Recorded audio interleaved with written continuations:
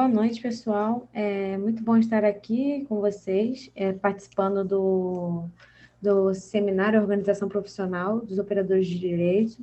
Gostaria de agradecer ao Eduardo por ter aceitado o nosso convite, assim, de prontidão. É sempre muito bom contar com a colaboração dos membros da Defensoria, é sempre bom contar com essa instituição, assim, parceira, e principalmente para compreender, para que nós possamos compreender a organização profissional dos operadores do direito, que é esse o nosso objetivo. Nós sabemos a importância da Defensoria enquanto instituição na compreensão dessa organização como um todo e do funcionamento da justiça como um todo. É uma pena a gente não poder contar com a Ana Paula hoje, mas está mais do que justificada a sua ausência, como o Pedro sinalizou. Não faltará oportunidades para diálogo. E o título da mesa de hoje, né, o tema da mesa de hoje é o papel da Defensoria Pública no reconhecimento dos direitos. E, por isso, tratar dos desafios encontrados, dos paradoxos e da atuação profissional mesmo dos atores da Defensoria. Nesse sentido, o Eduardo, né, como defensor, não é a pessoa que nos pode falar e nos pode ajudar a compreender esse processo e essa atuação de maneira mais ampla. E ele é um defensor atuante e que está sempre na luta pela garantia de direitos, na luta pela sua instituição também, enquanto instituição, e é um prazer poder encontrar aqui com ele. Eu só tinha visto de longe em eventos de defensoria pública. É um prazer. Vou passar a palavra a ele, para que ele possa falar. Tem até 30 minutos de fala. Em seguida, nós vamos para o debate, que o objetivo aqui também é produzir um debate, uma reflexão com todos vocês que estão aqui nos assistindo. Agradeço também a todos vocês que estão aqui. E, a partir da fala dele, nós abriremos para as perguntas. Agradeço também a colega Gisele, que está aqui nos auxiliando nessa filtragem das perguntas e de tudo que será produzido aqui na organização. É isso, pode a sua fala para o Eduardo. Muito obrigada. Gente, vamos lá. Betânia, mais uma vez eu te agradeço pelo convite, tá? Pedro, eu não te conhecia, também já é uma satisfação conhecê-lo. Eu só tenho que fazer um reparo. A Betânia falou que tem 30 minutos, né? Então, controla meu tempo aí, até porque o defensor tem prazo em dobro, né? Segundo a legislação, se bobear, vai deixar eu falar uma hora aí fácil. Deixa eu me apresentar para todo mundo que está aí. Meu nome é Eduardo Newton, estou defensor público aqui do Rio, dezembro completo 10 anos como defensor, fui defensor público antes em São Paulo, por 3 anos e meio, sou mestre em Direito pela Universidade de Estácio de Sá, e também sou graduado, sou bacharel em História pelo IFIX, né? Na época que a História estava no IFIX, então no Instituto de História, lá no UFRJ. Eu acho que nos últimos 15 dias deve ser o segundo evento que eu participo com a UF, né?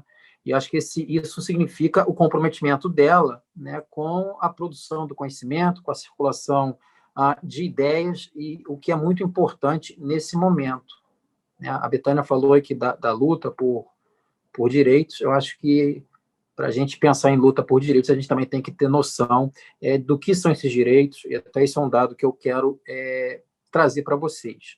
Mas, veja, o papel aqui, o papel do papel não, né, mas o nome da mesa é o papel da Defensoria Pública no reconhecimento de direitos. Eu acho que até antes de eu entrar nessa temática da Defensoria Pública, e vou pedir desculpa para vocês se está parecendo meio bagunçado aí a imagem. Eu acabei de sair de um julgamento aqui na Auditoria de Justiça, não consegui no computador, está no celular, está meio caótico, mas a gente vai.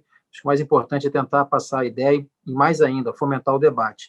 Mas antes até de falar sobre o papel da Defensoria Pública, e pelo menos para mim isso me ajudou muito, e acho que o pessoal da Sociologia do Direito, da Antropologia, pode explorar até isso melhor, no que se refere à deficiência do ator jurídico, do operador jurídico, em temas que vão além do direito. Por que eu quero trabalhar isso? Se eu vou discutir o papel da Defensoria Pública no reconhecimento de direitos, eu tenho que pisar no chão brasileiro. Né? O Leonardo Boff, ele fala uma coisa muito interessante, né? A cabeça pensa onde o pé pisa. E eu não tenho dúvida alguma de que a cabeça dos defensores, dos promotores, dos juízes de direito, dos desembargadores e ministros, está muito distante da cabeça de grande parte da população, porque não é o mesmo chão que eles estão pisando. Né? A cidadania, esse é o primeiro ponto que eu queria chamar a atenção para vocês, a cidadania no Brasil, ou melhor, a cidadania em qualquer local, ela é sempre um percurso incompleto, ela sempre tem algo a se aprimorar, a se desenvolver, nunca é um local já obtido. Os direitos, eles são frutos de lutas, e mesmo aqueles adquiridos, reconhecidos, eles não podem ser deixados de lado. Nós temos que estar sempre ali em vigília por eles. Mas eu não falo nem desse ponto, não. Eu falo de uma falta de sintonia entre aquilo que é pregado pela Constituição de 88 e aquilo que a realidade da vida das pessoas. A Constituição fala em direito à educação, direito à saúde, direito à moradia. Ela é de 88. Veja, nós estamos falando já em 32 anos. Ela já é um texto adulto. E ainda assim, ela não se fez presente. Veja, a Constituição, ela abomina, até mesmo porque ela veio a superar o período ditatorial, de 64 a 85, a figura da violência policial, da violência militar. E o que nós temos cada dia mais? Eu, durante um tempo, trabalhei na Central de Audiência de Custódia. Via cada dia pessoas estrupiadas vindo de prisões. Então, assim, acho que o primeiro ponto é a cidadania no Brasil e seu percurso incompleto. Não da própria lógica dele, mas do fato de que, e aí a gente pode trabalhar, por exemplo, com o professor José Murilo de Carvalho, ou com o Gessé de Souza, o Gessé com a questão da subcidadania, o Zé Murilo com a questão das espécies, das categorias de cidadania. A verdade é que uma coisa sou eu, por exemplo, quando venho trabalhar no fórum engravatado, eu recebo um tipo de tratamento. Uma pessoa que vem de outra forma recebe outra. Se for negra, então, pior ainda. Uma abordagem policial a um negro ou a um branco de um bairro de classe média alta ou rica. Não faz muito tempo que em São Paulo a gente teve uma discussão dessa, como deveriam ser feitas as abordagens da rota. Então, assim, para se pensar no papel da Defensoria Pública, eu tenho que adotar essa premissa. E eu tenho que adotar a premissa também do seguinte, que nós temos verdadeiros países dentro do nosso país. Nós temos um país pós-moderno, pujante, com uma economia forte, mas também nós temos um país que eu diria que é pré-moderno. Nós temos pessoas que vivem ainda como escravas, em condições análogas à escravidão.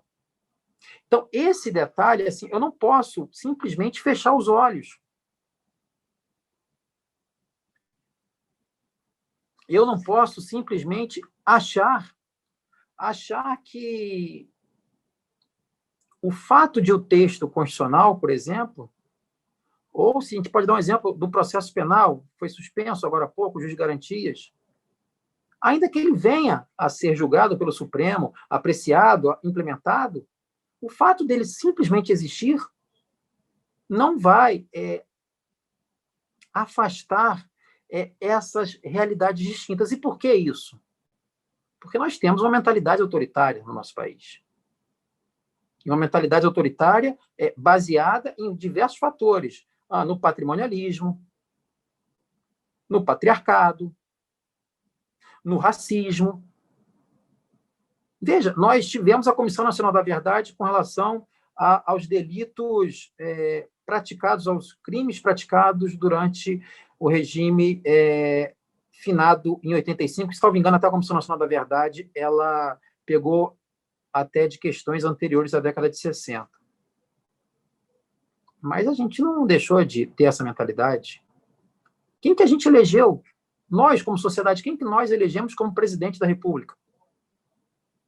Quem que nós elegemos aqui no estado do Rio de Janeiro como governador? Uma pessoa que falava que tinha que atirar na cabecinha, uma pessoa que comemorou a morte de um rapaz que sequestrou um ônibus. Quem é, e eu faço essa provocação com um sentimento de dor. Quem é o maior doutrinador no Brasil de direito penal e direito processual penal? Pasme, gente, é o da Atena. Então, assim, de um lado, nós temos um país cujo percurso cívico ele é incompleto, e de outro, nós temos uma mentalidade autoritária. É claro que a gente tem que ter esse cuidado, né, com o termo autoritarismo. Tem até uma tese de doutorado da UERJ, do professor Fragoso, Cristiano Fragoso, né, que ele trabalha com o que se pode entender como autoritarismo, né, e ele trabalha justamente com essa questão da mentalidade, mas assim, nós temos uma mentalidade autoritária. Quantas e quantas vezes nós nos deparamos com reportagens ou indignações com relação a saídas temporárias de presos? Dia das Mães, Dia dos Pais, Natal. Só que a gente, por exemplo, esquece que o preso, a gente não tem pena perpétua no país. A gente esquece que esse preso um dia vai voltar para a sociedade. Veja, nós tivemos um projeto, aquele 10 medidas contra a corrupção, em que falava que os réus no processo penal tinham recursos demais. Veja, o texto constitucional fala que a todos é assegurado o direito de recorrer. Desde quando você exercer um direito, isso pode ser visto como um empecilho? Aliás, olha que interessante, Betânia e Pedro, na execução penal, nós não falamos em direito. Direito não tem, o preso não tem direito. Se fala em regalia, se fala em benefício. Eu até volta e meia, eu comento isso, que chegará o dia que a gente vai falar que é uma graça, uma mercê, algo que o Estado deu. Mas por que isso? Eu vou voltar à figura do professor José Murilo de Carvalho, né? No sentido de não compreendermos direitos como objeto de luta. Acharmos que um grande líder, um grande partido, um grande setor vai nos fornecer esses direitos. Então, esse é o primeiro cenário que eu acho que é importante a gente trabalhar, sobre o reconhecimento da Defensoria Pública no papel da Defensoria Pública no reconhecimento de direitos. Mas vamos lá, o que é a Defensoria Pública? O Pedro até apontou que a Defensoria Pública do Rio, de fato, é a mais antiga, mas ela, eu diria para vocês, e falo sem nenhuma vergonha, ela é o primo pobre do sistema de justiça. E que bom, né? Dom Pedro Casaldega, lá o bispo emérito de São Félix do Araguaia, ele, inclusive, ele que usava o anel de Tucum, eu uso, inclusive, o anel de Tucum, né? Ele falava que o anel de Tucum era a questão do comprometimento com a causa dos pobres. Então, deveria a Defensoria Pública, inclusive, ter, quem sabe, em seus símbolos, esse anel do Tucum, né? A aliança dela com os pobres. Claro que isso tem um preço. Vamos pensar na educação pública. O professor de uma escola municipal, o professor de uma escola de ensino médio, o professor universitário, ele não é valorizado nesse país. Esses, então, iniciais professores que eu disse, da escola de ensino fundamental e ensino médio, menos ainda, porque ele vai lidar com quem? Com quem não exige, não possui nenhum poder de mando na sociedade. A Defensoria vai lidar com essas pessoas, com os vulnerabilizados. A Defensoria não pede prisão de ninguém, salvo uma questão alimentícia. A Defensoria não determina a prisão de ninguém. E só um detalhe, uma questão que eu gosto de falar, a defensoria, ela não é voz de ninguém. Ela pode ser, quando muito, o amplificador. Eu disse agora há pouco que nós temos uma cultura de grandes líderes, da busca de grandes líderes, né? Veja, Jânio Quadros se elegeu com o discurso da vassourinha, que ele ia varrer, né? A corrupção. Fernando Collor se elegeu com o discurso de caçar os marajás. Nós temos hoje um personagem no cenário político que se verifica a movimentação dele com um discurso de combate à corrupção. Um personagem que era, na verdade, magistrado, que larga a carreira. Não vou nem entrar no mérito da postura dele de aniquilar um possível adversário dele. Mas é uma discussão de caça à corrupção, é o super-herói. Nós não precisamos de super-heróis.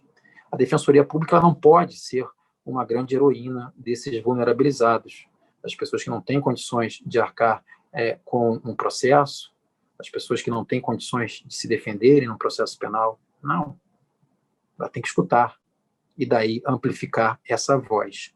Então, assim, ela além de ser o primo pobre, até mesmo numa questão de repartição de verbas orçamentárias, ela também tem um quê de primo pobre, porque, ao contrário do que a gente verifica no Rio de Janeiro, a Defensoria Pública demorou muito para engrenar. Veja, o estado mais importante da federação, que é São Paulo, só foi ter defensoria em 2007. E eu fui lá do primeiro concurso. O Paraná foi um dos últimos estados a ter defensoria pública. O Amapá, que está passando esse perrengue todo agora com apagão, que é a prova, e aí eu não posso... A minha fala, Betânia, Pedro, é uma fala engajada, né? Não é uma fala neutra. Eu não posso deixar de falar que isso é o preço de uma política neoliberal.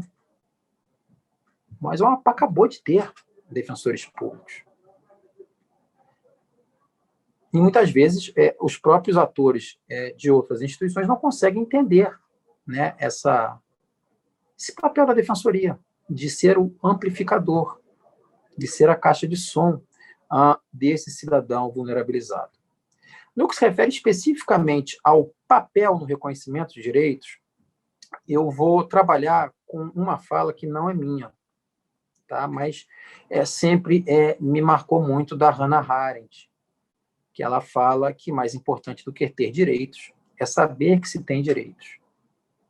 Trabalhei 3 anos e meio na Central de Audiência e Custódia. A pessoa é presa e é apresentada, teoricamente, até 24 horas ao magistrado, para ver se foi torturada e se deve continuar presa ou não. É claro que aqui no Rio de Janeiro, e disso eu falava nas minhas audiências, talvez o Galileu, Copérnico, Kepler, né, se saíssem de suas tumbas, eles teriam um susto danado, porque as 24 horas do Rio, muitas vezes viram 48, 72 e por aí vai. Mas o que a gente percebia na qualidade de defensor é que esses presos, muitas vezes, apareciam agredidos, deixa eu tentar ajeitar aqui, apareciam agredidos e naturalizavam essa agressão. No seguinte sentido, doutor, olha só, eu fiz errado mesmo, eu mereci. Não, veja, aquela pessoa não mereceu. O ordenamento ele não permite que o castigo físico venha a ser imposto. A lógica do pelourinho já passou. Quando eu dava aula em cursinho, eu falava um misto de brincadeira, mas um tom de verdade, que talvez no nosso país um dos maiores filósofos, um dos maiores entendedores de direitos humanos, era um preso. Esse rapaz veio até a falecer recentemente, e não estou aqui falando que ele era anjo ou demônio, não. Eu quero pegar a frase dele, que acho que a frase dele traduz um pouco do que nós temos de dificuldade de ver todos como sujeitos de direitos.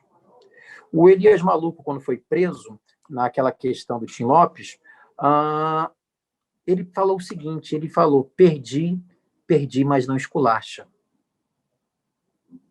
Porque essa é a lógica que nós temos, muitas vezes, das nossas forças policiais. Posso até contar algo que aconteceu ontem comigo, após sair da Central de Audiência de Custódia. Hoje eu trabalho na Auditoria de Justiça Militar, ou seja, eu defendo os policiais. Pouco antes de participar aqui desse seminário com vocês, eu estava num julgamento de um militar. E ontem um policial estava reclamando, falando assim, mas com vagabundo, abre aspas, com vagabundo não se dá esse tratamento. Eu falei, não, se dá. A questão é que você não está sendo capaz de entender o que você pratica com ele. Estão te dando o mesmo tratamento que você dá para essas pessoas. Porque eu vim algemado na caçamba da viatura. Ué, não é esse tratamento que você dá? Então, vejam, eu acho que o papel da Defensoria Pública, sem sombra de dúvida, como primo pobre, como pé no chão, começa pela questão de informar a sociedade, e ela não tem nenhuma exclusividade nisso, mas ela tem um dever legal. A Lei Complementar 80, a Lei Complementar Federal 80, traz esse dever na conscientização de direitos, o papel de propagação dos direitos humanos, é o que nós chamamos de educação de direitos. Eu acho que esse é o principal papel dela. E como eu disse, não é um trabalho exclusivo dela. Eu não quero romantizar a Defensoria Pública, digamos, vamos pegar aqui uma linguagem mais política, ela não vai ser o sujeito de vanguarda de uma revolução a ser realizada no Brasil. Não, longe disso, ela tem seus limites. Mas ela necessita de uma proatividade nesse sentido de demonstrar a cada um que são também sujeitos de direitos. Eu não sei ainda há quanto tempo, mas eu vou andando aí, quem quiser pode me avisando aí, que eu literalmente perdi a noção aqui do tempo, e eu queria agora focar no processo penal. Você ainda tem uns 15 minutos, fica tranquilo. Tenho 15 minutos, ótimo. Eu queria tratar do processo penal. Do processo penal no seguinte, veja, o que é o processo penal? É claro que eu poderia falar em ações coletivas, no questionamento, por exemplo, nesse momento da pandemia, mas eu queria pegar o processo penal, que eu vou falar um pouco da minha experiência. O que nós verificamos, ainda mais considerando uma sociedade tão autoritária como a nossa, é que o papel da Defensoria, além dessa questão de educar em direitos, ela tem um papel contra uma naturalização da barbárie. Vou exemplificar algumas situações para vocês que não podem ser tidas como normais pela gente. A época em que trabalhei na Central de Audiência de Custódia, essa central não fica dentro de um presídio, fica lá em Benfica. Era até onde ficava os presos da Lava Jato. Eles ficavam no andar de cima ficavam os presos que seriam levados para a audiência de custódia no dia seguinte. Não havia nenhum histórico de tentativa de fuga de presos. Nenhum. Até teve fuga lá de Benfica, mas à época era um presídio militar.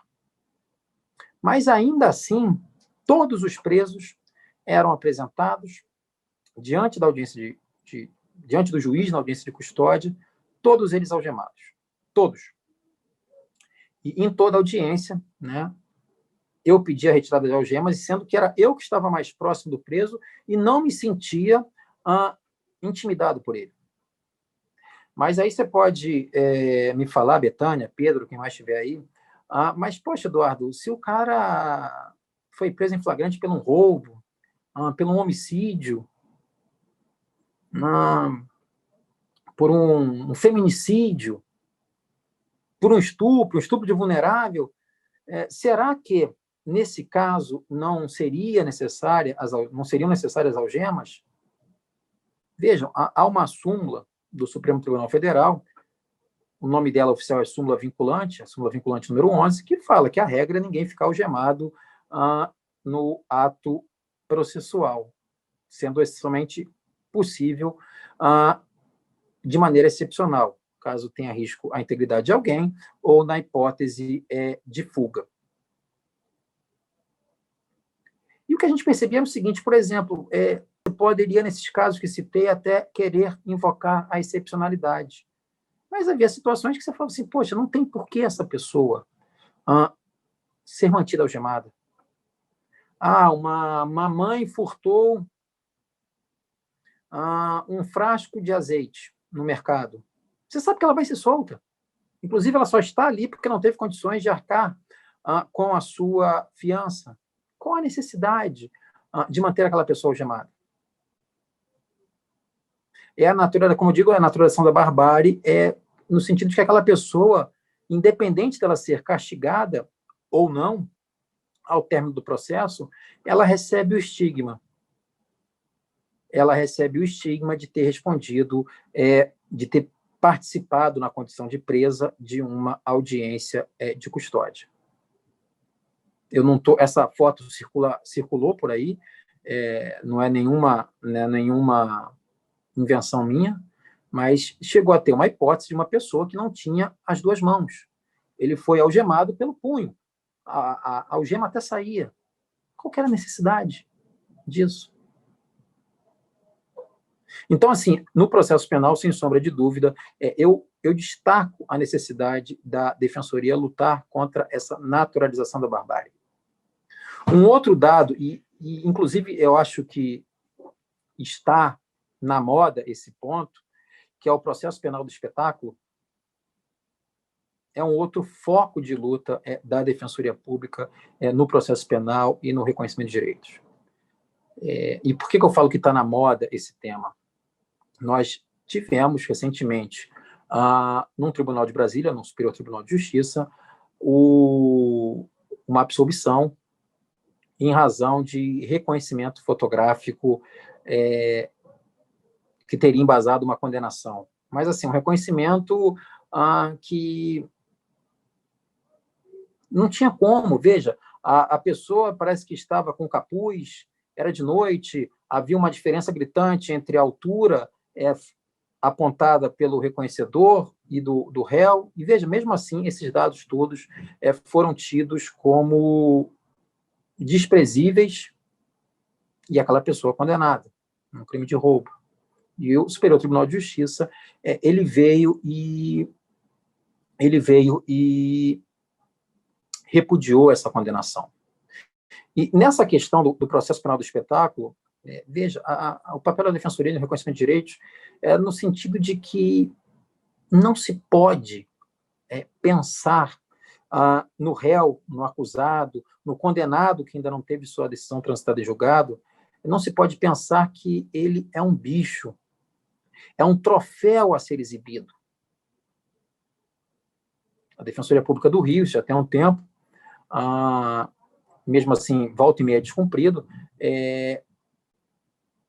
ajuizou uma ação para impedir a exibição compulsória de presos, né? Que se colocava, né, aquele cartaz, aqui atrás se colocava aquele cartaz da Polícia Civil ou do Ministério Público, o que foi apreendido com aquela pessoa sobre a mesa, e daí se apresentava ela aos meios de comunicação. Teoricamente, isso aí está proibido no Rio, mas podemos trabalhar com outra questão, inclusive com relação ao que disse agora há pouco do reconhecimento fotográfico. Vem cá, como é que são elaborados esses álbuns? Com base no quê? A autoridade policial simplesmente chega lá e cria esse álbum. Como é que ele tirou essa foto? Porque, percebam, se eu sou uma pessoa que tem um processo penal e que não teve ainda o trânsito em julgado, ou seja, aquela decisão não é definitiva, querendo ou não, eu sou uma pessoa que deve ser tratada como inocente. Eu não posso admitir, por exemplo, operações policiais ou policiais como o Ministério Público em que vão acontecer 6 da manhã e a imprensa esteja lá para noticiar.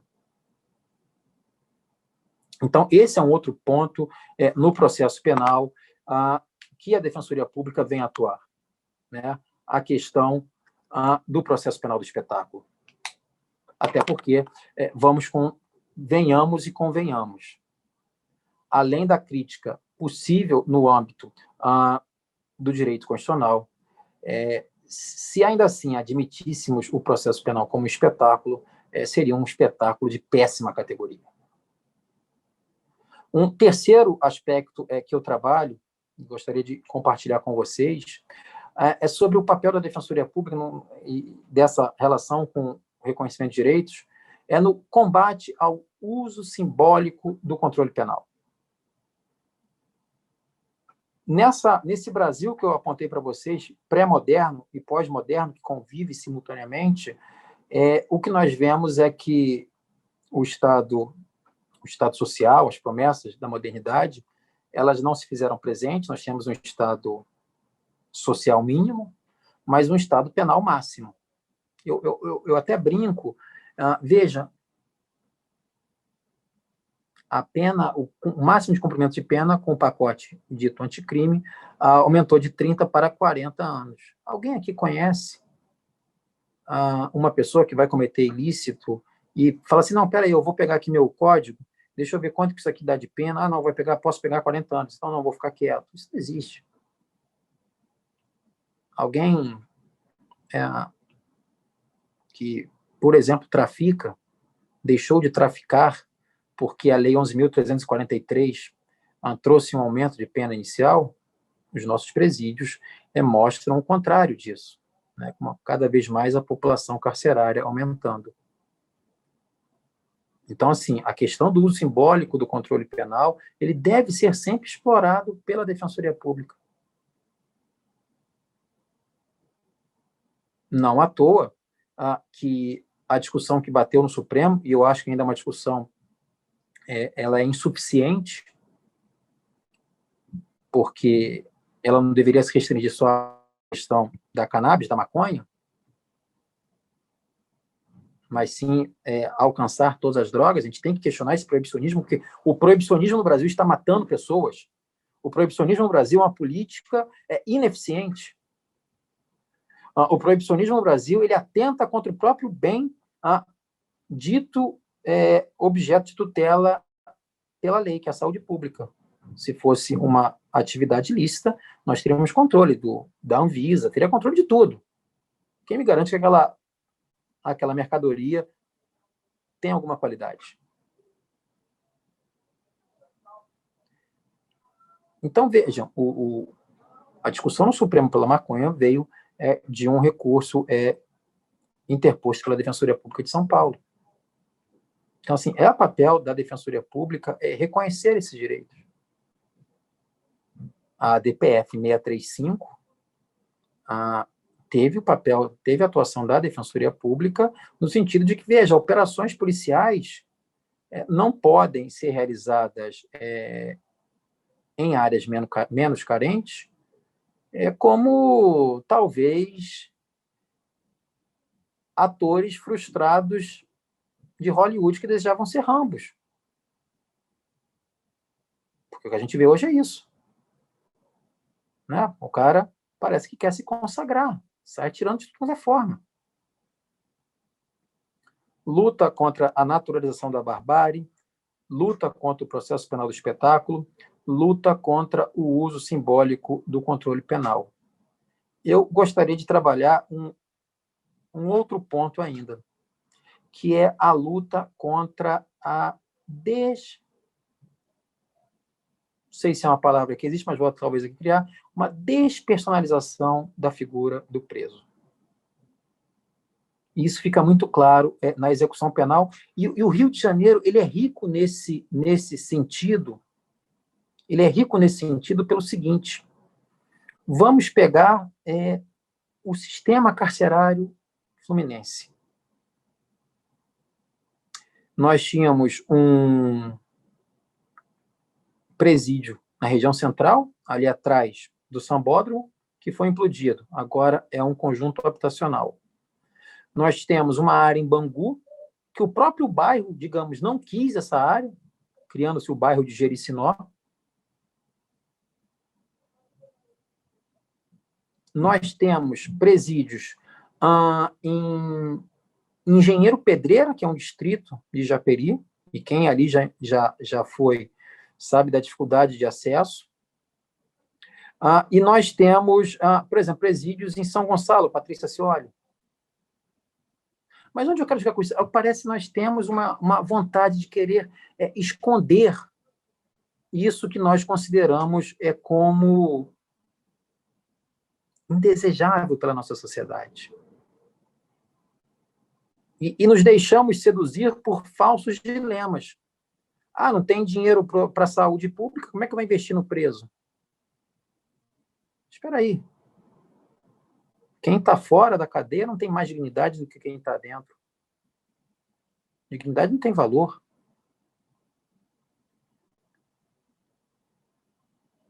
Aliás, teve um secretário de Segurança Pública, de Administração Penitenciária. Certa vez eu fui para uma reunião com ele, ele falou o seguinte, e veja como é que a questão da mentalidade autoritária se encontra presente. Ele falou que o preso tinha mais direitos do que a pessoa fora da cadeia. E veja como que essa ideia circula no nosso imaginário coletivo. O líder do governo, no parlamento, propôs recentemente uma nova constituinte sob o argumento de que nós teríamos direitos demais, faltariam deveres. E acho que isso na execução fica muito, muito claro. Não tem assistência material. Como é que você pensa em ressocializar uma pessoa que não foi nunca socializada e tratada daquela forma? Talvez só por um milagre. Mas nós não podemos trabalhar com milagres. Eu até brinco, mas não é só na brincadeira, no sentido de que a figura da reincidência, ou seja, a pessoa cometeu um delito, ela é condenada, não cabe mais no recurso, ela cumpre sua pena, e depois, antes de completar 5 anos do cumprimento de sua pena, ela comete um outro crime, é condenada, ela é tida como reincidente, ela recebe um tratamento mais gravoso, mas veja, e não quero aqui retirar a responsabilidade de ninguém, mas ela, na verdade, ela sofreu um verdadeiro estelionato estatal. Porque nós, como sociedade, isso está na lei, afirmamos que aquela pessoa que cometeu um delito deve ser retirada do meio social, deve ser punida, mas também deve ser ressocializada. Mas espera aí, ela não está cometendo outro delito? Ela não ficou tanto tempo na cadeia? Que ressocialização foi essa?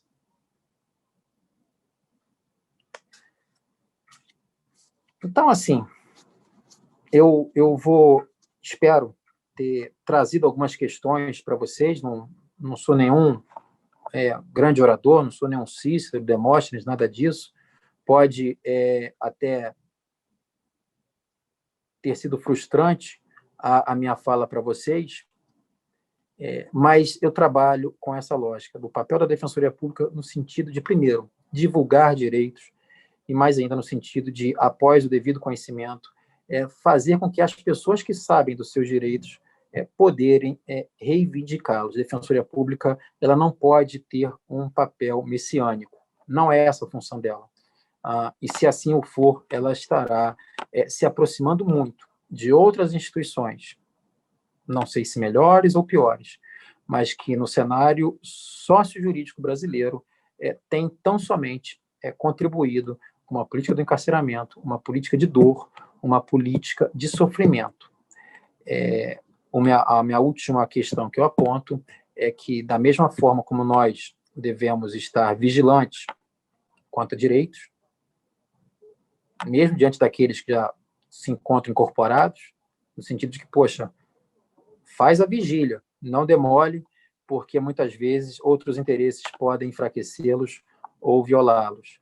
A Defensoria Pública não pode perder esse norte sob pena de ser tão somente mais uma instituição burocratizada, com um salário legal, em que pessoas vão ali voltadas para uma estabilidade financeira.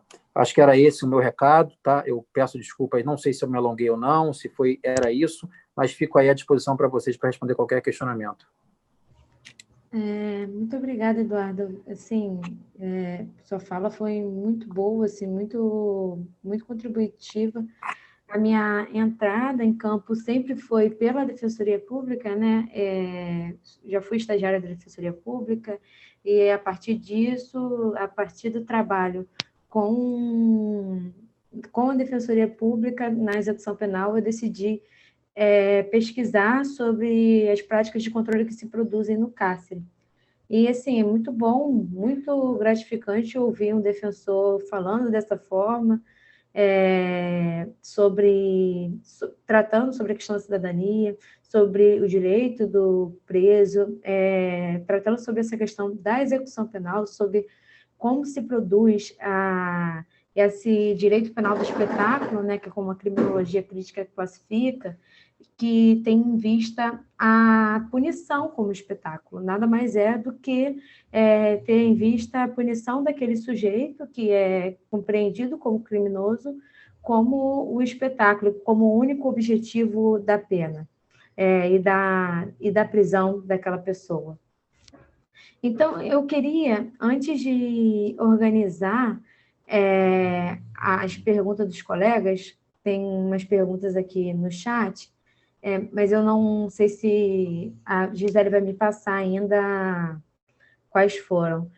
Eu queria pensar justamente a partir da minha pesquisa sobre execução penal, sobre as práticas de controle que se produzem no cárcere, sobre a questão da gestão da pena e do controle da população carcerária pelos atores que são responsáveis por isso. Pelos atores que são responsáveis por isso, nesse sentido, eu englobo o Ministério Público, a Defensoria Pública, o Judiciário e a SEAP. E principalmente pensar a questão das punições administrativas disciplinares e como essas punições administrativas ficam sob o controle da SEAP, que regula e pune e define de que modo essas sanções serão aplicadas. E como isso está relacionado ao que você fala sobre o direito penal do espetáculo, sobre a cidadania e os direitos serem negados, sobre como não há uma consciência dos direitos, como os presos não possuem, como os presos, eu sempre utilizo essa categoria nativa, né? Mas é como as pessoas privadas de liberdade não possuem consciências lá dentro dos seus direitos, do que, de fato, eles podem ou não questionar a partir do tratamento que lhe é imposto.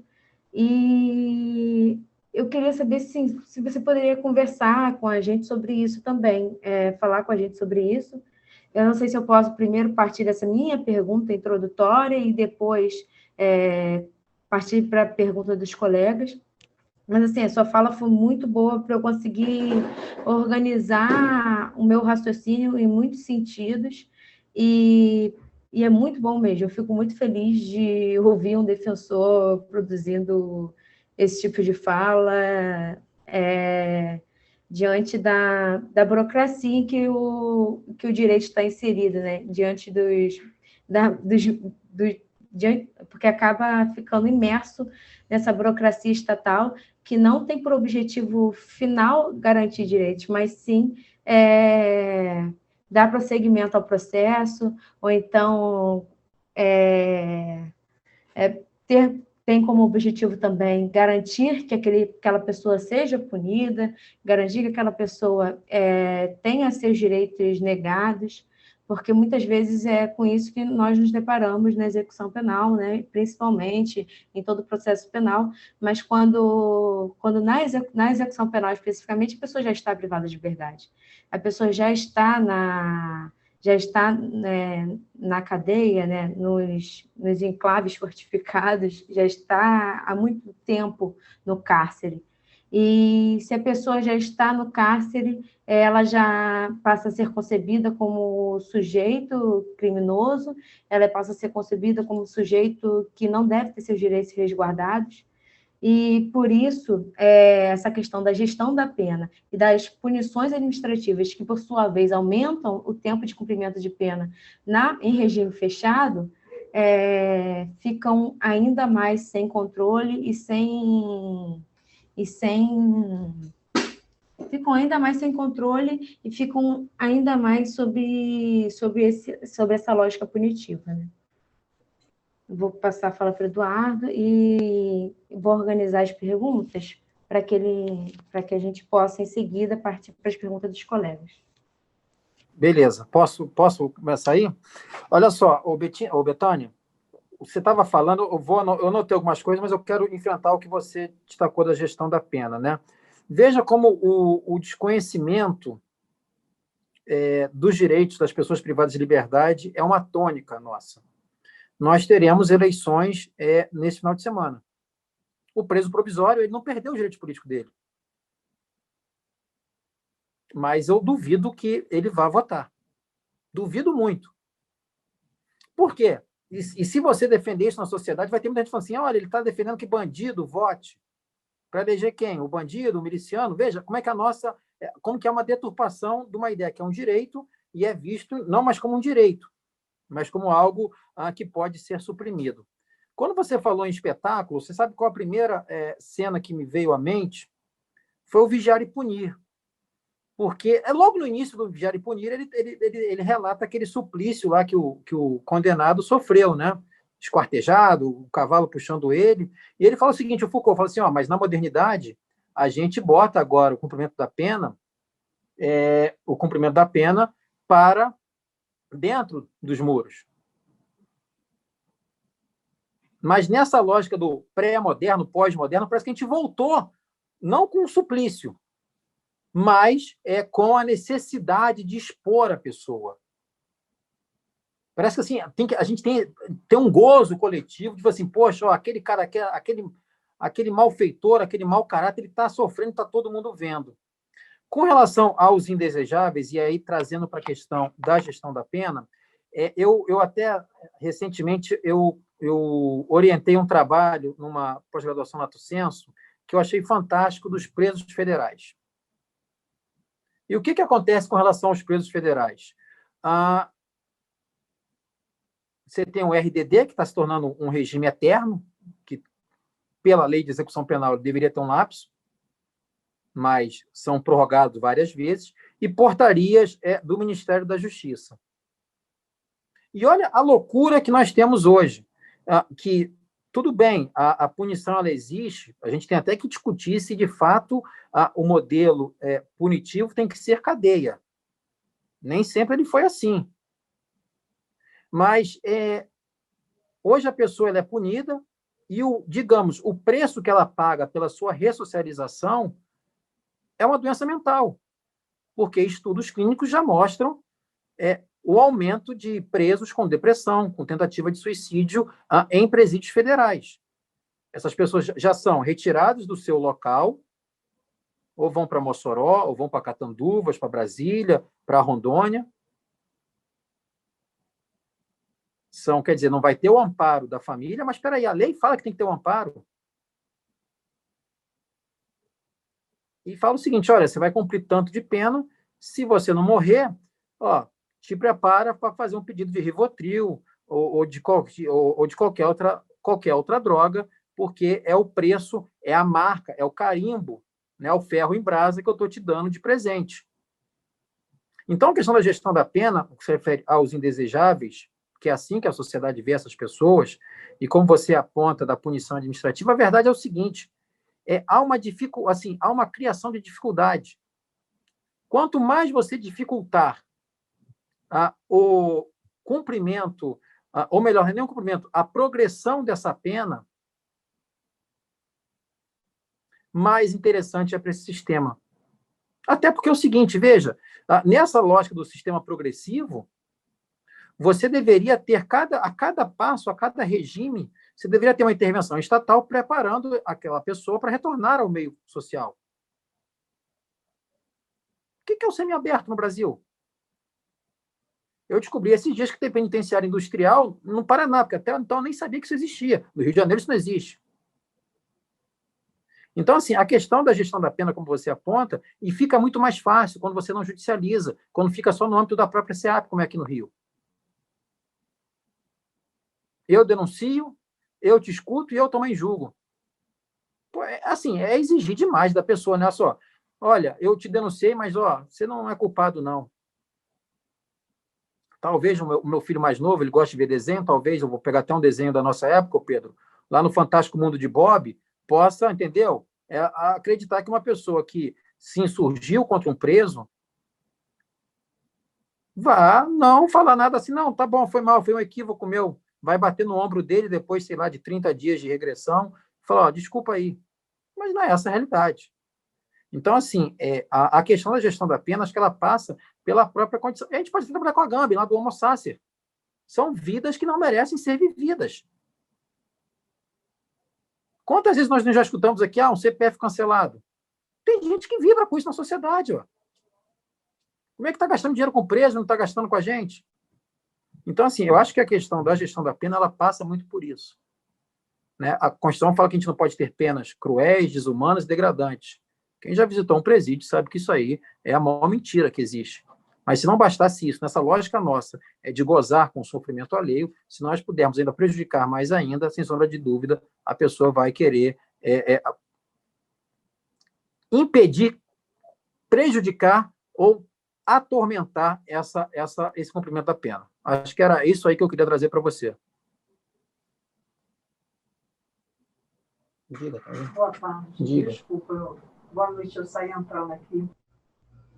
Muito obrigada, Eduardo. É justamente nesse sentido assim, que nós temos pensado em relação à questão do cumprimento da pena e das práticas que se produzem em relação ao controle desse cumprimento da pena e da população carcerária, e do controle geral que se produz sobre a população carcerária. Nós temos produzido um material nesse sentido, né? Sob a orientação do Pedro, e o Pedro também, um artigo que nós estamos organizando, e é o que nós temos percebido e é o que nós temos observado e refletido, né? Sobre justamente isso, que como se não bastasse a pessoa está privada de liberdade, há ainda sobre isso uma punição, em cima daquela pena que já foi imposta. Eu queria agora passar a palavra ao Pedro. Eu estou sistematizando as perguntas dos colegas, né, para o Eduardo até agora, já sistematizei, e após a palavra do Pedro, nós vamos abrir para o debate geral. O Pedro vai produzir uma fala agora. Podem passar para ele, abrir o rostinho dele. Bom, obrigado, Betânia. Bom, primeiramente gostaria de cumprimentar, Eduardo, por toda a sua exposição. Para mim é notável, né? Quer dizer, como é que você integra uma maneira de pensar, né? Uma certa sensibilidade a partir dos conhecimentos sociais sobre a realidade brasileira e, ao mesmo tempo, vamos dizer assim, recusa, né, essas opiniões fáceis, né, sobre como é que o nosso sistema de justiça deveria funcionar, né, e, nesse caso, funcionar repressivamente, né. Então, gostaria de destacar algumas questões assim, né, que você nos chamou a atenção a partir da sua experiência profissional, que, para mim, são importantes para pensar a organização profissional dos operadores do direito, né? A primeira questão que me chama a atenção, Eduardo, que eu gostaria que você pudesse falar um pouquinho mais, se não for tomar muito seu tempo, é sobre as hierarquias, né, das profissões jurídicas. Você começa falando, né, que a defensoria é o primo pobre do sistema de justiça, né? Isso, para mim, é uma questão muito interessante, né? Afinal de contas, algumas pesquisas já vêm demonstrando a força da defensoria pública se comparado a determinados advogados, né? Que se veem muito isolados nessa disputa, né? Dentro do sistema de justiça pelo reconhecimento de direitos. Isso me chama atenção também, né, pelo fato de que os defensores eles têm buscado se distinguir dos advogados, né? E, nesse sentido, eu gostaria de fazer assim, uma pergunta para você. Como é que você percebe hoje a sua relação enquanto defensor público com o Ministério Público, né? Nós vimos recentemente, né, que a Vaza Jato, por exemplo, mostrou como é que essa distinção, né, entre magistratura e Ministério Público, né, ela não se apresenta muito na prática, né? E como é que, nesse caso, alguns advogados eles eram preferidos, né, vamos dizer assim, dessas relações, mas como é que a advocacia ela foi muito vilipendiada, né? Mas, ao mesmo tempo, as pesquisas têm demonstrado uma certa força da defensoria pública e nós vemos uma distinção da defensoria com a advocacia, né? Então, eu gostaria de te ouvir um pouco sobre essa relação entre os atores do sistema de justiça e, principalmente, assim, como é que você vê a força, né, da defensoria perante o Ministério Público. Uma outra questão, né, que aparece na sua fala assim, de uma forma muito bem acabada, eu diria, essa ideia, né, de que os direitos, a consciência sobre os direitos, ela depende desse papel institucional, né, o que nós, no NSD, temos chamado de pedagogia da justiça, né? Quer dizer, a justiça é que, através das suas práticas, ensina para a sociedade, né, o significado daquilo que ela está fazendo e, portanto, o significado dos direitos, né? E, nesse sentido, como operador de direito, eu tenho uma pergunta assim, que ela é um pouco difícil mesmo da gente pensar sobre ela, né? Porque quando a gente vai estudar o direito penal na faculdade, né, os professores sempre chamam muita atenção da gente do princípio da legalidade, que é uma das questões, né, das sociedades modernas, né? Então, nós vamos escrever os direitos, nós vamos deixá-los explícitos para que sejam conhecidos de todos, né? E, aliás, no nosso caso, então, as pessoas não podem nem dizer que desconhecem o direito, né? Então, eu gostaria de saber um pouco essa relação com a legalidade e legalidade. Como é que você vê, enquanto operador, como é que isso aparece? Porque, recentemente, né, nos últimos anos, nós tivemos aí algumas questões que me intrigam bastante enquanto pesquisador sobre o direito, né? A primeira delas é a criação da audiência de custódia através de uma política do Conselho Nacional de Justiça. Então, quer dizer, a gente coloca um procedimento, né, parte do processo penal por meio de uma política do Conselho Nacional de Justiça e não, né, de uma lei específica. Ainda que isso tenha vindo a se tornar lei, né, com o pacote anticrime, né, como se chama. A outra política também, né, não passou, né, vamos dizer assim, pelo Congresso Nacional, só foi passar depois, é o Acordo de Não Persecução Penal, né? Então, quer dizer, são uma pelo Conselho Nacional de Justiça, outra pelo Conselho Nacional do Ministério Público. Isso, bom, depois virou lei, né? Mas elas já estavam sendo operacionalizadas antes da lei, né?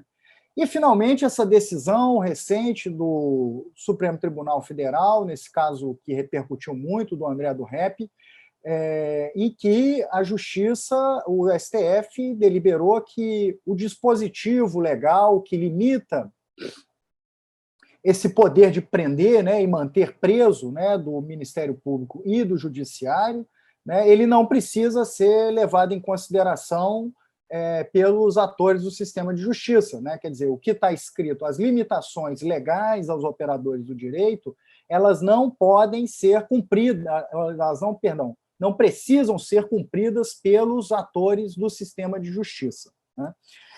E isso tem tudo a ver, né? Quer dizer, então a gente tem, de um lado, a gente percebe que o STF não reconhece direitos de um lado, e, por outro lado, quando, nesse caso muito interessante também, né, pela atuação da Defensoria Pública, da DPF 635, e que nós estamos vendo agora, né, quer dizer, o total descumprimento, né, e mesmo durante, quando a decisão foi tomada, no período, né, vamos dizer assim, mais agudo da pandemia, as operações policiais no Rio de Janeiro elas não cessaram, né, elas continuaram, né, acontecendo, e elas têm aumentado, né, como tem sido noticiado ultimamente, né? Então, quer dizer, como é que você percebe essa ideia da legalidade, essa legitimidade de ação do STF, que tira direito de um lado e, quando vai garantido o direito do outro lado, a própria instituição policial não reconhece essas limitações, né? E quando nós estamos falando da instituição policial, nós estamos falando do governo do Estado do Rio de Janeiro e o seu sistema de justiça específico, né? E, bom, como eu sou professor de um curso de segurança pública, né, eu achei muito interessante essa inversão de papéis, né, que você apontou aí, sendo advogado de presos policiais, né, de réus policiais, perdão. E essa mudança, né, de perspectiva, né? E eu gostaria que você pudesse falar um pouquinho dessa experiência, como é que vamos dizer assim, essa consciência, né, de como é que essas coisas funcionam através da experiência, né? Como é que isso acontece, né? E como é que é para você, defensor público, se confrontar com essas questões, né? Mais uma vez, Eduardo, olha, eu estou muito feliz pela sua apresentação, a sua fala. Certamente, eu espero que a gente possa manter mais contato. Afinal de contas, essa sua perspectiva de integrar, né, conhecimentos sociais, ela pelo menos, incomum, né? E eu fico muito feliz de perceber que a Defensoria Pública valoriza profissionais com esse perfil e esses conhecimentos, né? Então, se você puder fazer um comentário sobre essas questões, eu te agradeceria, né? Obrigado. Vamos lá, está comigo, né? O Pedro botou 3 bombas aqui, mas vamos aqui por partes, né? Eu vou partir pela do meio, a pedagogia de justiça que você falou, Pedro. E você até tocou num tema que me é muito caro, audiência de custódia. Vou até depois expor um pouquinho isso por quê. Mas até antes de enfrentar essas questões, só um detalhe, né? Eu não sabia que você era professora do curso de segurança pública, mas semana retrasada eu estava numa mesa do pessoal do diretório e, o pessoal foi fantástico o seminário deles, e fica até o meu abraço para eles. Mas essa questão da pedagogia de justiça e da legalidade e ilegalidade, eu posso falar para você o seguinte, nós vivemos um Estado bandido, que, à luz de querer punir as pessoas, ele mesmo comete ilegalidades. E aí você retorna àquela, meu inglês não é dos melhores, mas aquela lógica do que o the king do not wrong, né? O rei não erra. É isso, o Estado não erra, nós adotamos essa postura. O problema é que o Estado de Direito, como conquista da modernidade, ele vai repudiar justamente isso. Esse é o primeiro ponto que a gente tem que reconhecer. Veja, não é, a título de... Eu já tenho uma questão inicial que eu não combato criminalidade. O Estado não tem que combater criminalidade. O Estado não está em guerra. Porque se eu estou em guerra com alguém... E o pior, essa guerra que a gente supostamente está travando, ela tira qualquer direito do oponente. Que uma guerra você tem lá tratados internacionais, você não pode usar determinado gás, você respeita algumas coisas. A gente aqui não, é a guerra como se fosse o faroeste mesmo. Então, primeiro, o Estado não está combatendo criminalidade. Mas eu quero pegar essa frase, que o Estado tem que combater a criminalidade. Tudo bem, mas a título de combater a criminalidade, ele não pode ser tão bandido quanto aquele que ele combate. Essa acho que é uma questão importante. Ele tem um limite ético. Vou deixar a custódia por último, mas, assim, por exemplo, a questão do acordo de não persecução penal que você destacou. A época que saiu a resolução do Conselho Nacional, eu até escrevi, e a gente vai entregando um pouco a idade, né, um artigo para... Eu acho que vai sair no Justificando, na Carta Capital, que eu botei assim, apertem os cintos, a legalidade sumiu. Que não poderia, simplesmente, é um ato do Conselho Nacional do Ministério Público, criar aquilo dali. Assim como o artigo 316 do CPP, que estabelece a revisão nonagesimal, ela é clara, porque, veja só, que senão é o que é um conselho, é um aconselhamento ao magistrado, olha, quem sabe, de 90 em 90 dias, você olha isso daí. Sabe, assim... Ainda mais o direito penal, o direito processual penal. A gente não está trabalhando com aconselhamentos. É o direito forte, né? O poder forte. E veja, se eu estou falando em limites éticos, se você está apontando legitimidade, que legitimidade eu tenho de punir se eu sou incapaz de cumprir a própria lei? Eu vou te dar um exemplo que, assim, todo mundo, se bobear que tem irmão aqui, já vivenciou. O pai bota o filho de castigo. E o irmão dele, mais novo ou mais velho, faz a mesma coisa, e o pai não coloca. Aquele que está de castigo vai falar assim, poxa, mas vem cá, ele fez a mesma coisa, você não vai fazer nada? Então, assim, eu acho que nós temos que reconhecer isso. Com relação à audiência de custódia, aí eu vou só fazer um breve adendo com você, e não é segredo de ninguém a paixão que eu tenho pelo tema. O primeiro habeas corpus do Estado do Rio, reconhecendo a ilegalidade por falta de audiência de custódia, foi meu. Dia 9 de dezembro, a gente vai ter um julgamento de uma reclamação, a 29.303, que questiona a limitação aqui no Rio, que no Rio só se faz audiência de custódia para presos em flagrante, não se faz para preso preventivo, preso definitivo, preso temporário, nada disso. Foi uma reclamação em que eu ajuizei. Durante um bom tempo, não havia audiência de custódia para casos de violência doméstica, eu que ajuizei essa reclamação e consegui adesão favorável para militares, enfim. A questão toda é a seguinte, a apresentação do preso, ela só não tinha esse nome. Eu não vou nem entrar nos tratados internacionais, tá, o Pedro? Mas a apresentação do preso, ela já tem previsão no rito do habeas corpus. Aliás, se a gente pegar os julgamentos de habeas corpus no Supremo Tribunal Federal, no governo Floriano Peixoto, que naquela época acho que o pessoal não tinha o que fazer, então eles iam assistir às sessões do Supremo, né, a população. Inclusive, era sempre um momento de euforia, de agitação, quando se apresentava o preso, porque o habeas corpus é isso, né? Etimologicamente, traga o corpo. Então, no próprio, se a gente pegar no CPP, 654, por aí, tem uma previsão de apresentar o preso diante a autoridade judicial. Então, além da questão dos tratados internacionais, né, nós já tínhamos essa previsão do HC. No Código Eleitoral, nós temos uma outra previsão, por exemplo, no dia da eleição, se uma pessoa for presa, ela tem que ser apresentada imediatamente ao juiz eleitoral. Então, assim, nós já havíamos algumas situações bem próximas da audiência de custódia. De fato, ela... Veja como é que é interessante que ela surge. Ela é pior do...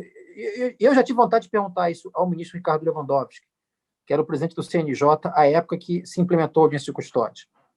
Se foi uma estratégia dele ou se, de fato, é o discurso dele, porque ela surge com o discurso do seguinte, nós vamos economizar com a audiência de custódia porque pessoas poderão ser soltas. Nós não estamos... Veja, ele não estava preocupado, ao menos no discurso formal, no discurso público, com o cumprimento de um artigo 7º, item 5 da Convenção Americana de Direitos Humanos, o artigo 9º, item 3 do Pacto Internacional de Direitos Civis e Políticos. Não. O argumento dele é tipicamente de uma lógica da análise econômica do direito, um argumento típico do neoliberalismo. Só, se a gente fizer isso daí, provavelmente a gente vai economizar dinheiro, e ainda falava que iria utilizar em outros setores de gastos sociais, porque até hoje eu não vi esses gastos sendo efetivados.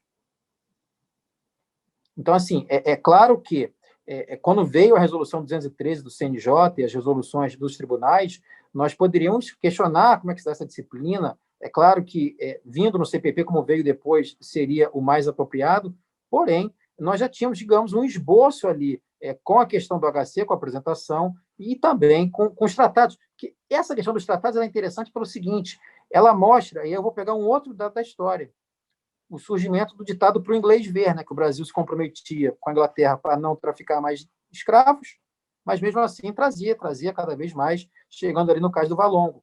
Então aí surgiu essa expressão para o inglês ver. Veja, o Brasil ele internalizou esses tratados, a Convenção Americana e o Pacto, na década de 90. Muitos anos depois, algumas décadas depois, é que isso veio a ser, de fato, colocado em prática. Então, assim, foi internalizado, acho que no momento, muito mais para inglês ver do que para ser colocado em prática. Sua primeira pergunta sobre hierarquias no sistema de justiça. Você sabe que tem um ponto interessantíssimo que eu vi aí, que tem uma pesquisa aí da UF, do INEAC, né, da Isabel Nunes, né, que ela trabalha com a questão da família judicial, né? E eu estava, na época, no júri, então acompanhei bastante isso daí. Cara, a relação com o Ministério Público. Eu vou até pegar essa tua pergunta e vou juntar também com o magistrado. A relação do defensor com o Ministério Público e juiz, ela é diferente do advogado, não porque eu sou melhor ou pior, não, mas que você tem mais contato. Então, muitas vezes, eu vou usar uma lógica que é própria de um professor da Federal de Santa Catarina. Ele trabalha com a questão da teoria dos jogos, tá? Então, muitas vezes a pessoa, o defensor, sei lá, ele não vai com tanta gana, porque ele fala assim, poxa, sei lá, se eu perder nesse, talvez no outro eu consiga algo melhor, ou se eu, digamos assim, se eu criar um constrangimento aqui, a minha vida, o meu dia a dia vai ficar ruim. Então, assim, eu acho que é outro tipo de sociabilidade que se dá entre... e eu fui advogado, tá? Advoguei antes de ser defensor. Então, assim, é um outro... O advogado, ele está ali, ele aparece para audiência, sabe-se lá, por exemplo, numa vara criminal no Rio, sabe-se lá quando ele vai aparecer de novo em outro processo. Então, assim, tem uma diferença, assim, do contato, tá? Minha questão com advogados. Cara, minha relação não tem problema algum, acho que é uma relação de parceria, a defensoria não concorre com os advogados, é outro nicho. O cara que não tem dinheiro para pagar advogado vai vir para a gente, se ele tem algum, ele vai para a advocacia, entendeu? Ele não quer ser atendido por essa lógica burocrática que é o impessoal que é o serviço público, né? Nós temos isso muito claro na nossa realidade, né? Veja, nós temos um preconceito com o serviço público. E eu vou até só pincelar uma coisa, você aponta a força da Defensoria Pública, eu acho que decorre até do número de atendimentos, né? Uma coisa é um grande escritório ter milhares de ações, a Defensoria vai ter isso daí, por exemplo, eu te falo que, por exemplo, ano passado, Eduardo, eu ajuizei 540 habeas corpus só no Tribunal de Justiça, fora o que eu ajuizei no STJ, no STF e reclamações. Então, assim, ela proporciona isso. Tá? Agora, essa questão do preconceito com o serviço público, e aí eu vou entrar na tua última pergunta, aconteceu algo comigo na semana passada, em que até a magistrada interveio, e até agradeci a ela, brinquei com ela e tudo mais. Era um interrogatório de um réu, um militar, e ele falou assim, ela perguntou, vem cá, você tem mais alguma coisa para falar? Ele falou assim, tenho. Ele falou assim, eu acredito tanto na minha absolvição que eu nem contratei advogado, eu deixei para o defensor aí tocar o processo. E aí ela até falou assim, olha, que é isso? O doutor Eduardo está aqui já há um tempo. Eu falei, não, doutor, ele não quis fazer no sentido de me menosprezar, longe disso. Mas a gente tem esse aspecto cultural de que o serviço público, quando oferecido de maneira ampla, nós não valorizamos ele. Mas, se fornecido para determinados estratos da sociedade, ele se torna valorizado. Vejamos um exemplo, claro, universidade pública. Vamos comparar o tratamento que a sociedade dá à universidade pública e o tratamento que se dá vamos pegar o tratamento que se dá à UF, tudo bem que não é o ideal ainda, que nós desejamos, mas o tratamento que se dá ao Miguel Couto, a um Pedro Ernesto. Sabe? É completamente diferente. Por quê? Porque, às vezes, na UF, não vai estar tão somente aquele público alvo, digamos assim, do Miguel Couto, mas vai estar também pessoas ligadas à elite que não querem arcar com aquela educação de qualidade. Então, esse é o primeiro ponto para mim. Trabalhar na defesa de militares tem esse ponto meu, assim, pô, Eduardo, olha só, eu tenho que saber lidar com esse preconceito com o serviço público. Primeiro ponto. E eu te falo assim, numa boa, o serviço público no Brasil, ele tem uma dificuldade, muitas vezes, na porta de entrada. Você tem dificuldade para ser atendido, mas você não tem problema nenhum em ser, depois de ter um atendimento, de ter um atendimento de excelência. Vamos pensar um INCA da vida, um INTO. E eu estou falando só de questão de hospitais. Mas, pensando especificamente na figura do réu, tem um quê de função pedagógica minha estar aqui. E olha que eu saí da custódia em que eu via a pessoa que foi torturada por quem pode estar aqui. E tem um que não que eu vá transformá-los, sei lá, de uma pessoa de extrema direita para uma pessoa com um pensamento plural, tolerante, não, nada disso. mas talvez no sentido de sensibilizá-los, de mostrar o seguinte, que nesse sistema, principalmente o policial militar, isso fica muito claro, ele é tão somente uma máquina da engrenagem, uma máquina de moer gente, uma máquina de causar dor, uma máquina de sofrimento, e ele é, assim, a máquina mais descartável. Porque ele pode estar numa audiência como testemunha e tendo seu depoimento valorizado, mas se no dia seguinte ele for pego na rua, sei lá, uma equipe de reportagem pegar ele fazendo crime, o Ministério Público, que até então tratava ele a pão de ló, vai querer a condenação dele. Volta e meia eu me insurjo quando o réu fala assim, que o vagabundo, eu falei, pô, cara, não é assim. Você tem noção que hoje o réu, que está num presídio qualquer, ele pode falar que você é o vagabundo?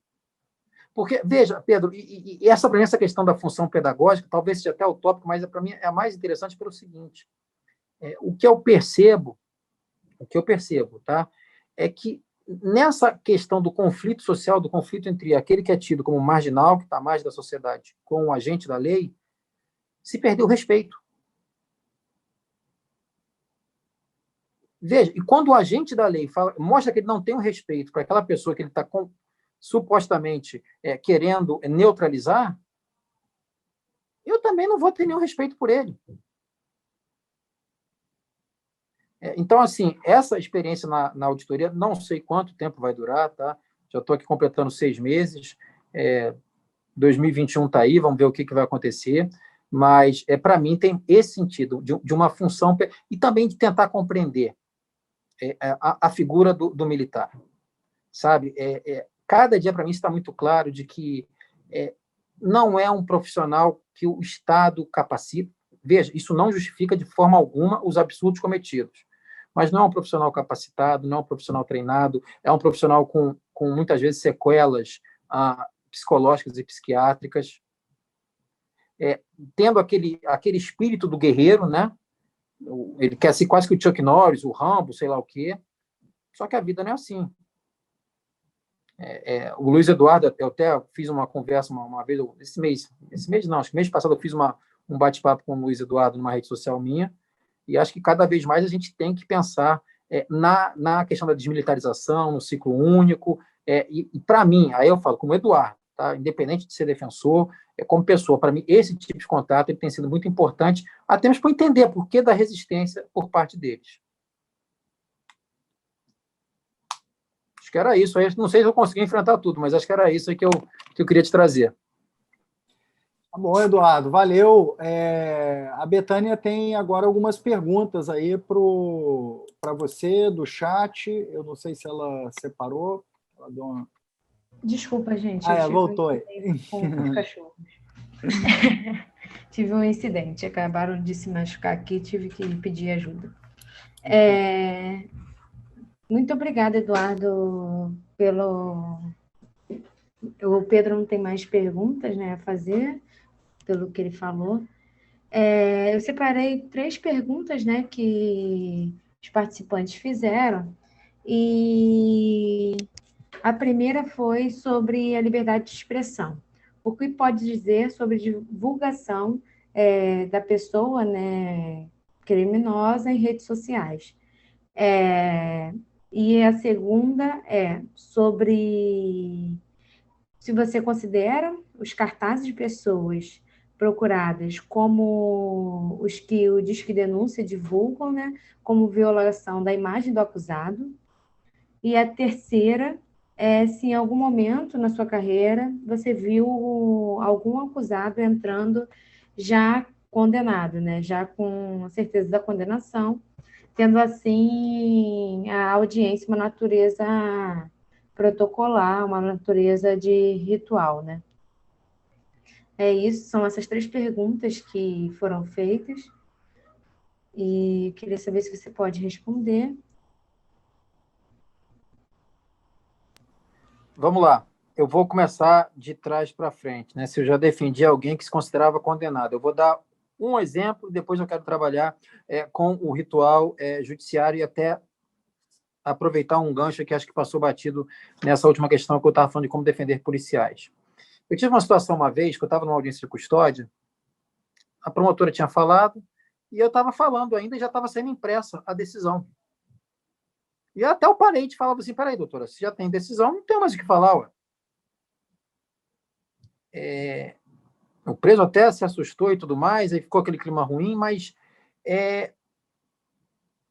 esse não é um sintoma excepcional pelo seguinte, a nossa lógica burocratizada do fazer a justiça criminal e fazer a justiça através de depoimentos de testemunhas, nós não sabemos o que é investigação nesse país. Eu brinco que o processo penal hoje é um jogo de memória. Se o policial que prendeu a pessoa decorar aquele registro de ocorrência, aquela pessoa vai ser condenada. Não é à toa que o professor Luiz Carlos Valois, juiz lá da execução penal do Amazonas, ele fala que o verdadeiro juiz de qualquer pessoa presa no Brasil é o policial militar, responsável pela prisão. Então, assim, quando você coloca, alguém colocou, se eu já defendi alguém que já chegou condenado, eu te falaria que em quase todos os processos de deflagrante, como defensor, a sensação que nós temos dos processos de várias criminais, ou seja, de processos que não são afetos ao júri, ou seja, de crimes dolosos contra a vida, ou daqui da auditoria militar, a condenação é quase certa. Eu tenho que fazer um esforço, veja a inversão das coisas, veja o Estado bandido novamente, é o Estado infrator. Pelo Estado de inocência, a pessoa não tem que provar absolutamente nada, mas por essa lógica sou eu que tenho que provar a minha inocência. No Rio de Janeiro, nós temos uma coisa chamada súmula 70, que fala que a palavra do policial ela não impede a condenação de ninguém. Mas espera aí, olha, eu não estou desmerecendo a figura do policial, mas alguém tem dúvida de que se eu prendi alguém e aquela pessoa está sendo denunciada, está sendo processada, eu tenho interesse naquela condenação? Claro que eu tenho. É muito próximo daquela situação seguinte, o policial invadiu a casa, não tinha mandado, invadiu a casa e diz que encontrou droga. Ora, ou ele encontrou a droga, ou ele encontrou a droga. Porque se ele não tiver encontrado a droga, ele cometeu um crime de abuso de autoridade. Então ele vai ter que encontrar a droga. Não é à toa que tem a figura do crime de flagrante. Então, assim, essa lógica do já defender alguém condenado, o Betânia, e quem mandou essa pergunta muito importante, eu acho que é o sentimento de impotência que a defesa criminal tem.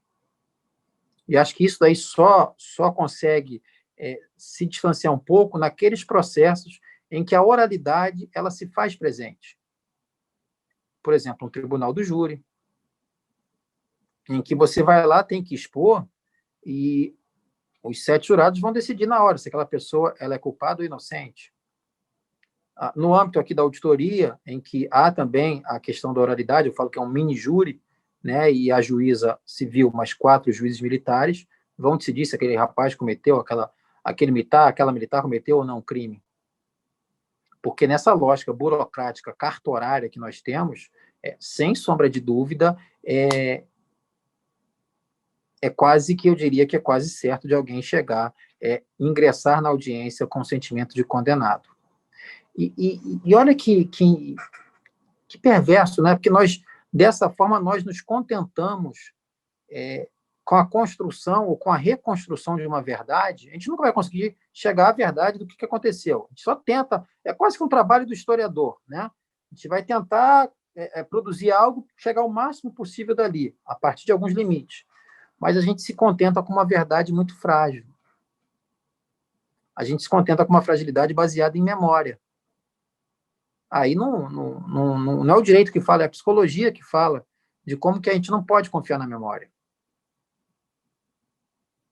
Então, acho que essa é a primeira questão. No que se refere às duas outras, eu vou responder de maneira conjunta, tá? Se divulgação de fotos em redes sociais e sobre cartazes de procurados, tá? Veja, a imagem nossa, ela se encontra inserida no direito da personalidade. Só um adendo, né? O Disque Denúncia é interessante como a gente, muitas vezes, pensamos no que aconteceu no passado como algo muito distante da nossa realidade. O Disque Denúncia nada mais é do que mais uma situação do faroeste, né, que persiste entre nós, só que com outra roupagem.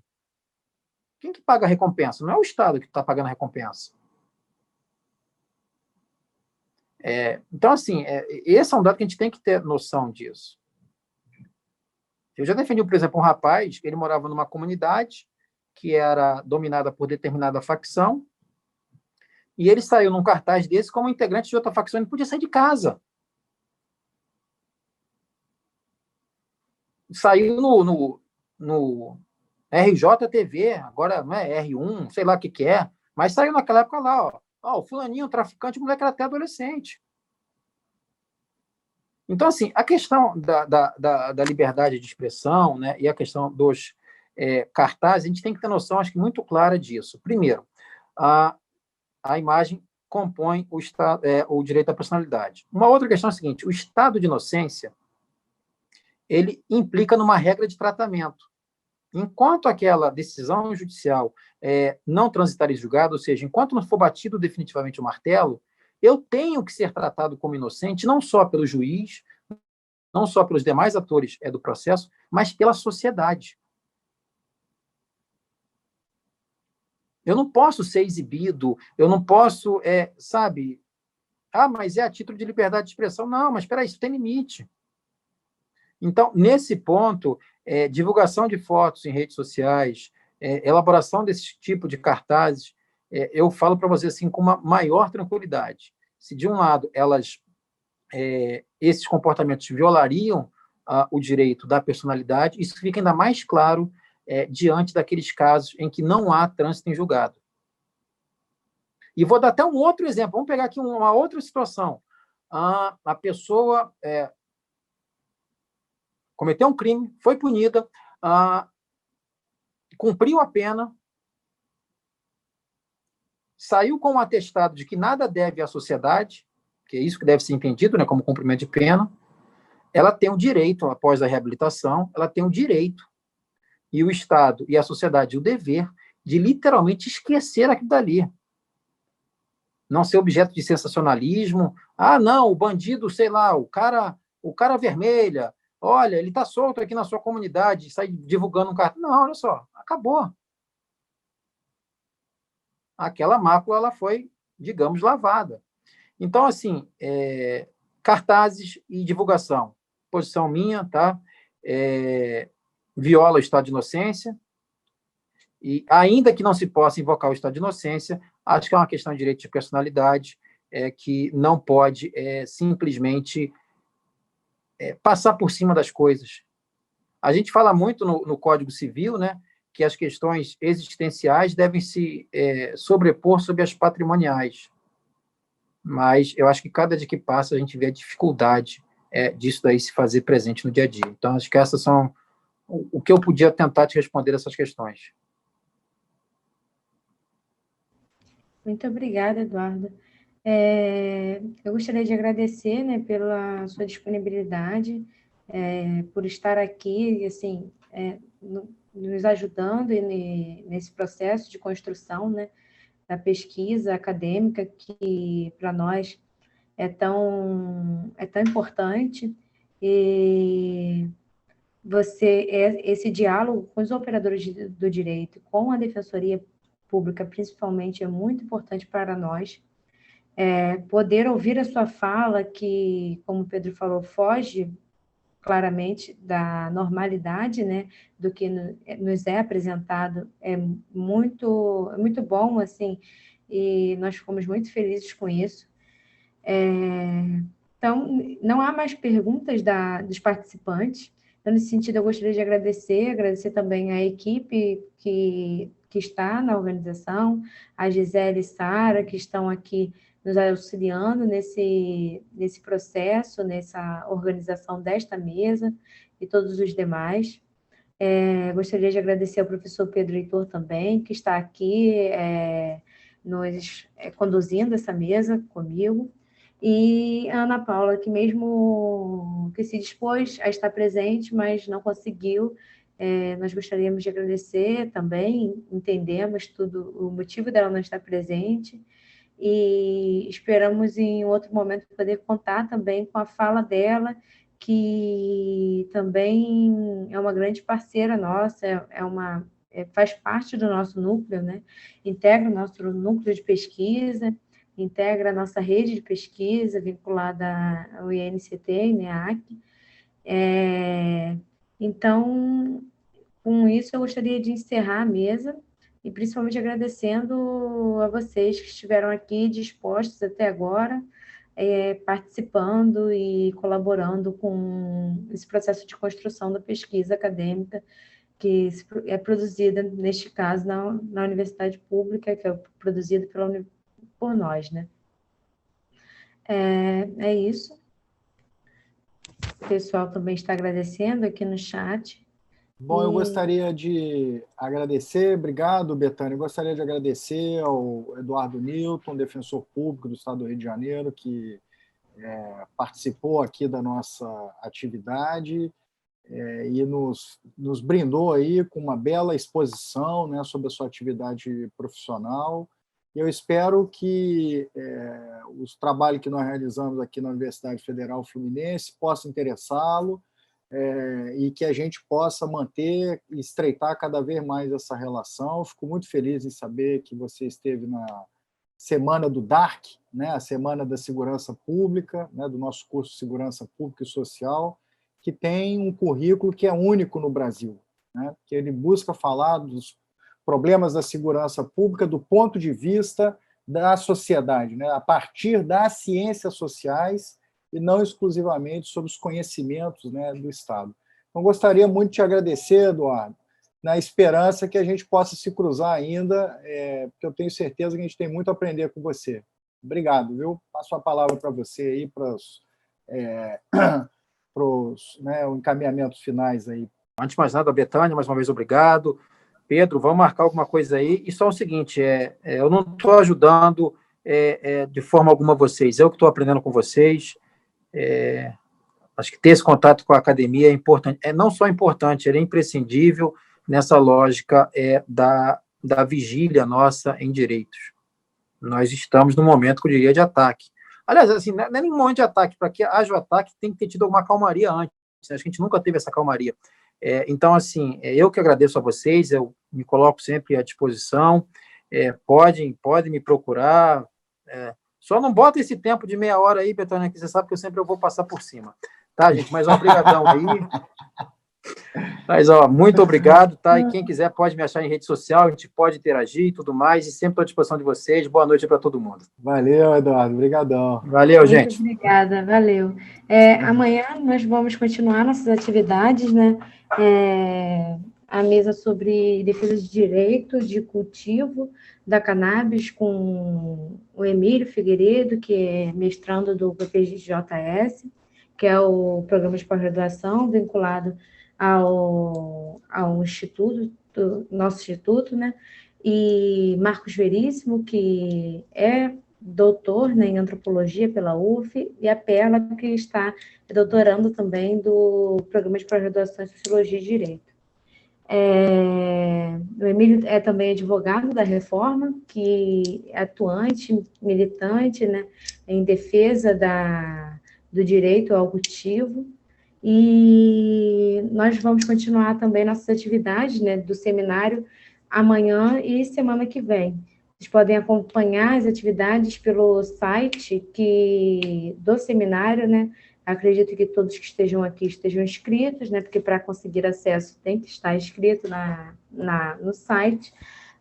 Vocês podem acompanhar as atividades lá no site do seminário que foi desenvolvido para isso, com a organização de todas as atividades. Será um prazer sempre contar com a presença de todos vocês. Muito obrigada também aos ouvintes que ficaram aqui até agora. Obrigada mais uma vez, Eduardo e Pedro, por estarem aqui. Vamos finalizar a atividade de hoje e até amanhã.